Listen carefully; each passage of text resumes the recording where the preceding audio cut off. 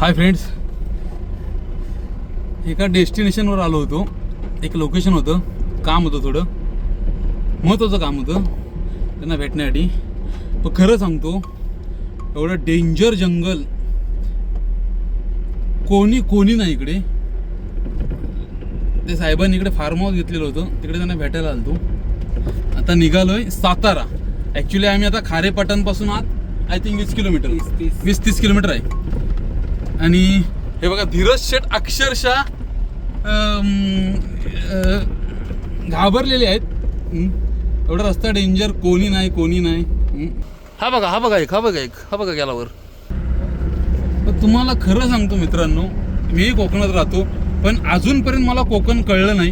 हे आजच्या ह्या राईडवरून कळालं की एवढ्या आतपर्यंतही कोकणात, एवढ्या घनदाट जंगलात आपली कोकणी माणसं राहतात, निसर्गाच्या सानिध्यात. तुम्ही बघू शकता, पूर्ण जंगल आहे पूर्ण.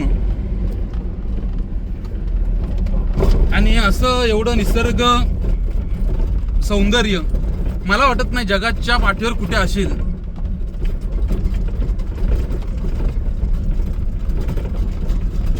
इथे रेंज नाही आहे मोबाईलला, किंवा रस्त्याने कोणी नाही आहे, वस्ती नाही आहे जवळपास. आता इथून आम्हाला साताऱ्याच्याही पुढे जवळपास 7 किलोमीटर होणार आहे खंडाळा, तिकडे जायचं आहे. म्हणजे इथून कमीत कमी आता आमचं अंतर हे आय थिंक एक 350-400 किलोमीटरचं आहे. पण थँक गॉड की आज पाऊस नाही. जसा काल ज्या प्रकारे पाऊस पडत होता, तो जर आज असता तर मात्र थोडा आम्ही जास्त घाबरलो असतो असं वाटतंय. तरी तर पत्ता विचारायला किंवा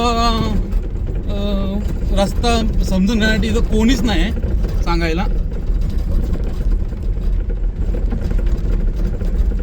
पण खरं म्हणतात, ज्याला निसर्गाची आवड आहे, ज्याला निसर्गाच्या सानिध्यात राहायला आवडतं ना, त्याला ही सगळी दृश्य आहेत ना सुखकारक वाटतात, सुख देऊन जाणारी वाटतात.